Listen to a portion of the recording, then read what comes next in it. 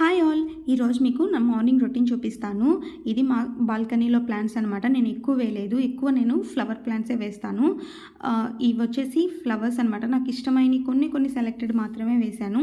And రోజా పూలు కూడా ఈరోజు పూసున్నాయి. ఇక్కడ వచ్చేసి శంకు పూల చెట్టు అనమాట. నా ఫేవరెట్ ప్లాంట్. ఇది ఫస్ట్ ఫ్లవర్.